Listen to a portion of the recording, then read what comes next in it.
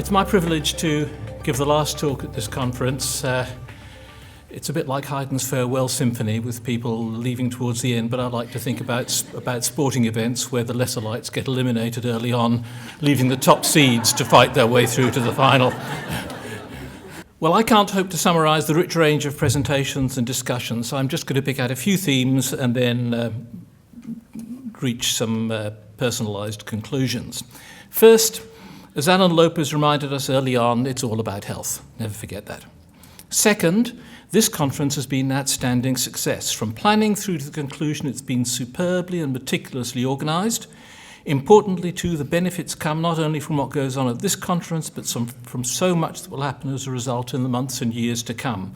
And I've seen at first hand just how much work has gone into it from the organising group, at the Cancer Council, WA, Terry, Libby, Lorena, Deb and their colleagues. And of course they've done that over and above the day job. So I just want to thank the Council for taking on the event and to thank everybody involved for their terrific work and commitment.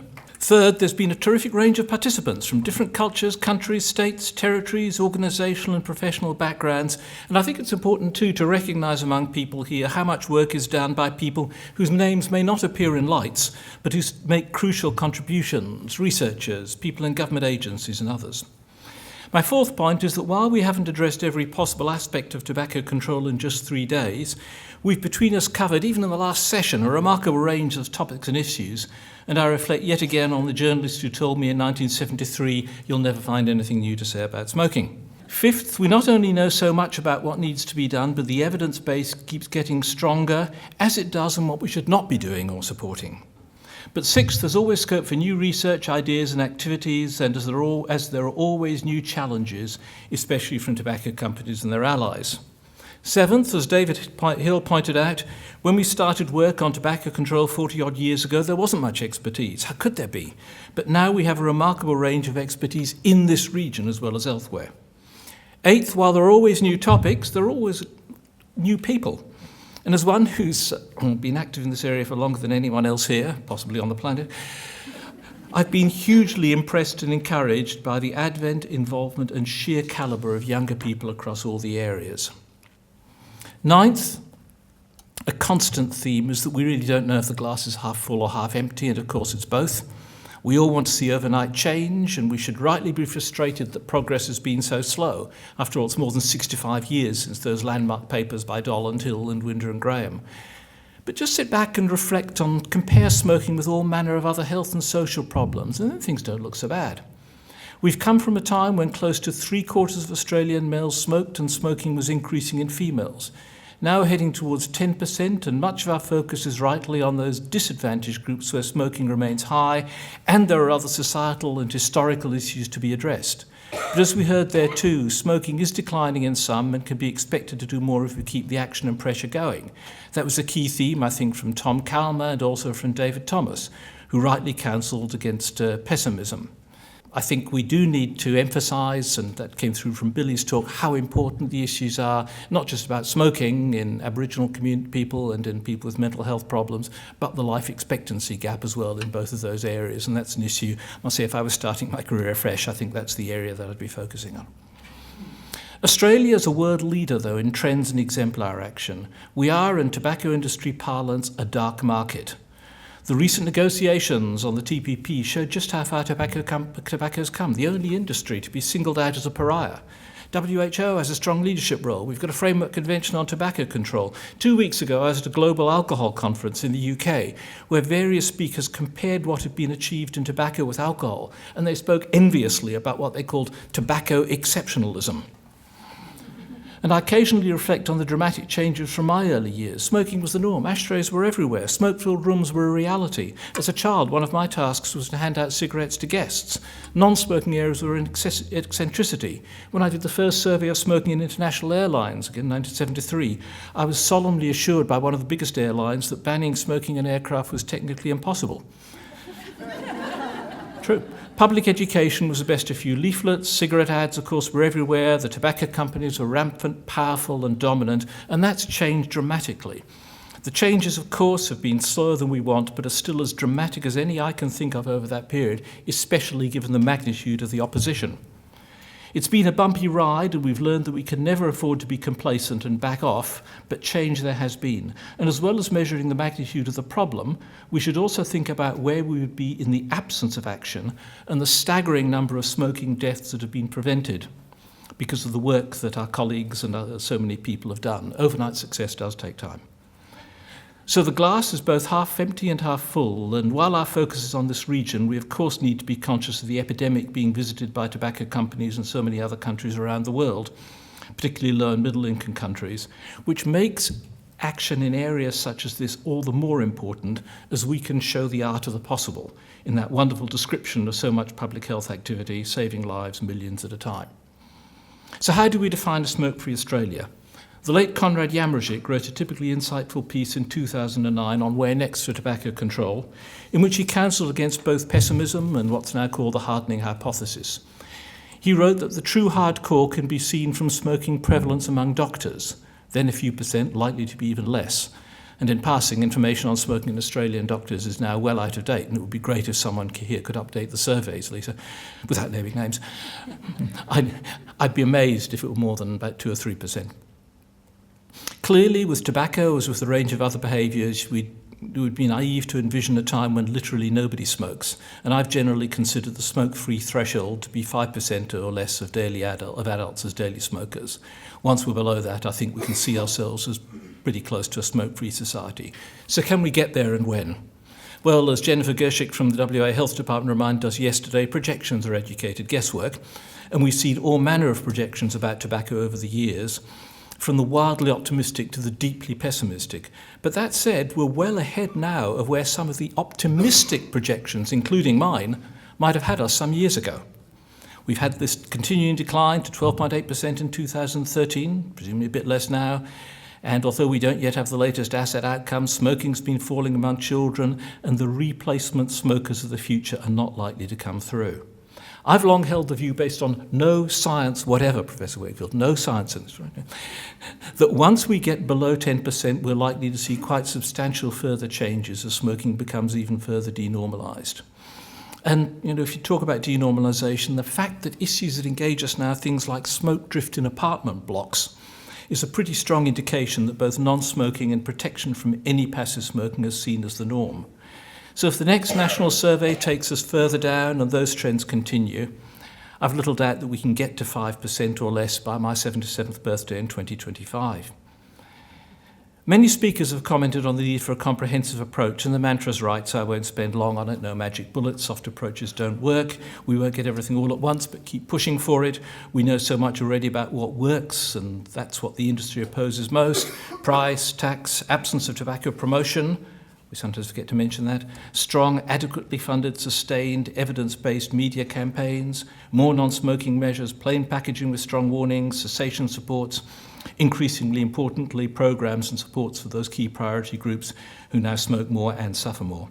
We also know that to make that happen and continue, we crucially need strong continuing advocacy and commitment by governments at all levels, NGOs and others, researchers and so on.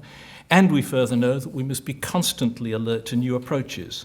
Promoting the gold standard comprehensive approach doesn't mean being closed to new ideas, from curbs of access to some of the innovative approaches that have been discussed during this conference. I confess I'm not a fan of the term endgame, and that's mainly because I'm a chess player, and chess players are aware that the endgame is usually the longest part of the game, and you can win, or you can draw, or you can lose. But I am very comfortable with discussion of all manner of different approaches, not least because most of them help to keep drawing attention to the need for continuing action. So we need those bright ideas, and we need people to keep them coming. And we need to ensure that we and those who make policy decisions and allocate resources aren't distracted from the main games of reducing smoking and doing and funding the things we know work. While we've done well by international standards, there's an old maxim that anyone who rests on their laurels is wearing them in the wrong place.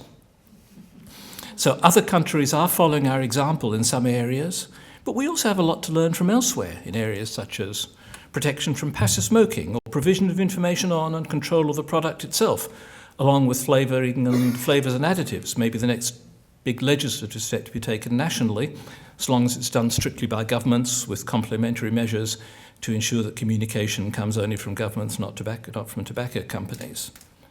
We are leaders, but we should still look to international best practice and step up where we aren't doing enough.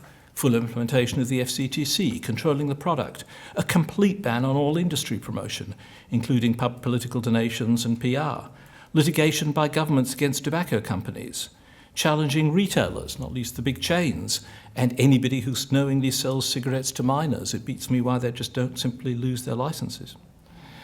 So there's a lot more to be done, and whether or not there are game changers, only time will tell. And as you'll have gathered, I see the main game changer as being what we know works.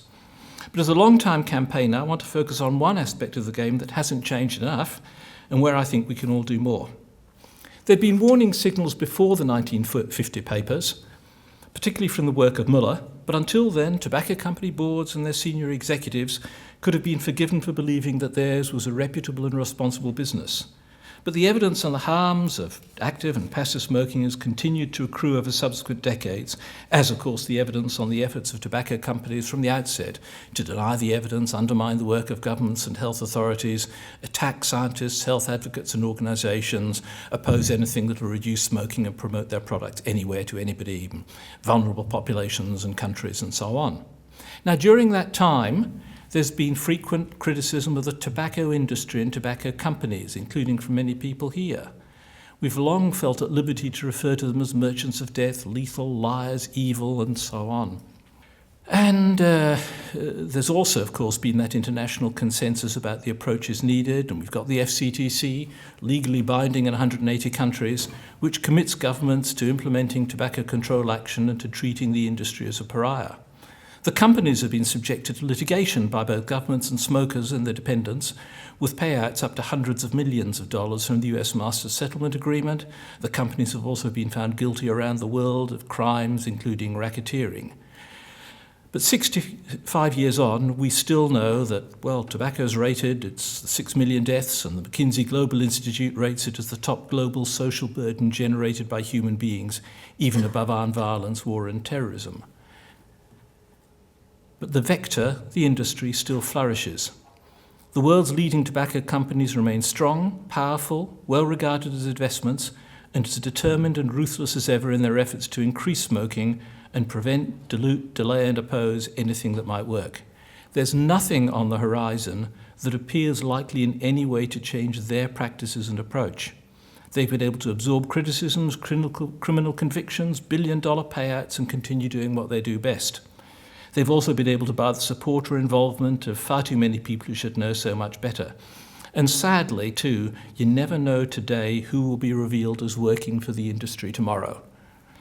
Just brief anecdotes from my long-ago experience in the UK. In 1983, the then British government overruled my appointment to the key position running campaigns for the Health Education Council after lobbying from tobacco and alcohol interests. The Secretary of State for Health at the time, Kenneth Clarke, later went on to become a board member and deputy chairman of British American Tobacco. The Prime Minister of the day, after retirement, went on to be a consultant for Imperial Tobacco. And the chair of the government's independent scientific committee on smoking and health that played a key and, in my view, appalling role in issues around low tar and even tobacco substitutes was a physician called Lord Hunter, who, following retirement, became a consultant for Imperial Tobacco. So you never know who's going to be doing what tomorrow. My perception is that, if anything, the industry is now even more determined to maintain and increase its markets, even more ferocious in its opposition to anything that might work, even more sophisticated in its approaches to both opposition and distraction, and even more ruthless and nasty in its efforts to smear and slur those who stand in their way. And we've seen that very clearly here across areas such as plain packaging and more recently use of FOI legislation. So my impression is that the industry has, whether implicitly or explicitly, over recent years taken decisions to become even harder line. That means that we have seen and will continue to see more by way of focus on developing markets and vulnerable groups and communities, use of litigation nationally, internationally, use of legislation like FOI to obstruct and distract, working through related industries, consulting groups, about whom Lisa spoke, think tanks, front groups, PR and lobbying, distraction activity that, among other things, seeks to circumvent Article 5.3 of the SCTC and seeking to attack or intimidate whether governments or individuals. But there's one group that we've largely ignored and that remains unscathed, and that's the individuals who oversee the work of tobacco companies and are ultimately fully accountable for their activities. And that's the directors, the board directors. And they're not immune to criticism. My last anecdote. I learned that more than 40 years ago when I was the first to buy a share in each of the UK major tobacco companies so that I could go to their annual general meetings and ask innocuous questions like how many deaths the companies had caused in the previous year. Well, that personalised the issue to their boards and their chairs, who had to answer the questions and who then wanted meetings. And in fact, it was after, I think, the first of those AGMs that the chairman of Rothmans, Lord Pritchard, took me aside and offered me generous funding to work in any campaign of my choice other than tobacco. It does get through to them. Now, in the early years, following even unequivocal evidence on the dangers of smoking, the approach of those heading the companies might have been understandable, if not forgivable. People like Lord Pritchard, who I mentioned. They'd become involved in the tobacco industry at a time when it was seen as respectable, even beneficial to society. They were provided by their companies with explanations as why they didn't need to worry, and the sheer magnitude of the harms caused by their products would have been hard to grasp. None of that rationale applies to those currently overseeing the companies. Without exception, they've come into the industry in full awareness of the massive harm caused by their product. They set the company's directions. They approve the actions and approaches taken by their companies. So while the companies themselves are reviled, found guilty in the courts, have to make massive payouts following litigation and publicly pilloried, and some executives and PR people take any public heat, the individuals who are responsible for all the activities remain largely unscathed. They're treated as respectable figures in the business community, they participate in charitable other boards and activities, and then they move into respectable retirement. So what's it going to take to change the nature of the industry? Perhaps it's time to personalise the problem much more. Focus attention not just on the companies themselves, but also on the individuals who are responsible for the companies and for the massive death and disease toll caused by their products. Maybe it's time to draw their attention, personally and publicly, to the responsibility they as individuals carry for millions of deaths around the world. Maybe it's time to hold them accountable directly and personally for those consequences. There are legal processes and penalties available to penalise individuals responsible for the deaths of others, whether through national legislation or through supranational processes such as the European Court of Human Rights. But none of those processes appear to be applicable to tobacco companies or their leaders. Lieberman and Clough have considered the possibility of action against tobacco companies for their potential criminal liability, and they conclude that the area deserves further examination and that maintaining the current situation is also offensive to and makes a mockery of the ordinary operation of the law. But they also clearly conclude that given the complexities and costs of litigation, this is not likely to be easy or speedy. So personalising the problem is unlikely to happen through the courts, at least in the near future, but it can be done through the court of public opinion. We sort of walked around it, but it's not been a core part of the tobacco control armamentarium. There have been TV and other media campaigns drawing attention to the evil nature of the industry, but very little focus on the individuals who are directly responsible for those activities. They fly under the radar. So I think it's time to seek change in and by those companies by placing a public focus on those key individuals responsible for their activities and hence the tobacco holocaust. It's time for a national, international program, and it needs to be international because these companies are generally based in London, New York, and so on. A program to name and shame any member of a tobacco company board of directors so they are publicly held accountable for their company's activities and the consequences. And also to put a public focus on those who support them, the individuals, from the consultants and the people who do the sort of reports that we heard about earlier, to the politicians who take tobacco funding, to the people who work for front organisations. It's time to attribute some of that mortality and morbidity to them. We heard from Frank Shalupka about the global industry. And in Australia, the wonderful Tobacco Facts and Issues tells us that British American tobacco has around 45% of the market, Philip Morris 33.1%, Imperial Tobacco 20.4%. So it should be possible, and something I've been discussing with colleagues a little earlier, I hope we'll work on it, it should be possible to develop a model that attributes mortality and morbidity to directors of tobacco companies on the basis of market share and their periods of tenure in their roles. It's interesting when you look at the, just to give you one example, who are the individuals? We know it from their websites. Just British American Tobacco with 45% of the Australian market. Richard Burrows, Christine Mus Chair, Christine Morin-Postel, Nicandro Duranto, the CEO, and 7 or 8 other board members. We actually know who they are. We know the guilty parties. So I think that if we want to take things further, health organisations around the world, but particularly in those countries where major tobacco companies are based, should draw attention publicly through advertising and other media to the individuals who are responsible for millions of deaths globally each year. That should be done in such a way as to cause maximum possible embarrassment to the individuals concerned. We do it for run-of-the-mill drug peddlers. We even do it for footy stars who use illicit drugs, with enormous and lasting personal embarrassment and shame for those individuals and their families. You have to wonder why we're not doing it for tobacco with those 6 million deaths a year.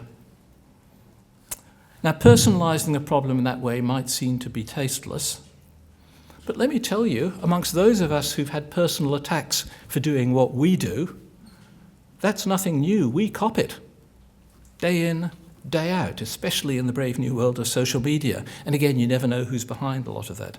So it might seem to be tasteless, but that's a trivial criticism when compared with the tastelessness of knowing and selling and promoting that lethal product.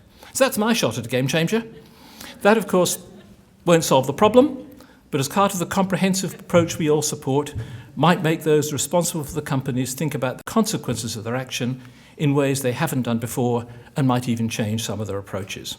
So in conclusion, I want to thank you all for all the work you do, to thank the Cancer Council crew for their terrific work, to ask you all to reflect on how much you've achieved. There's much to be done, and the opposition will continue to oppose, attack, intimidate, and distract, but I've no doubt that we're on our way to a smoke-free Australia in 2025, so long as we remember that, in the words of Philip Morris, democracy is not a spectator sport. Thank you.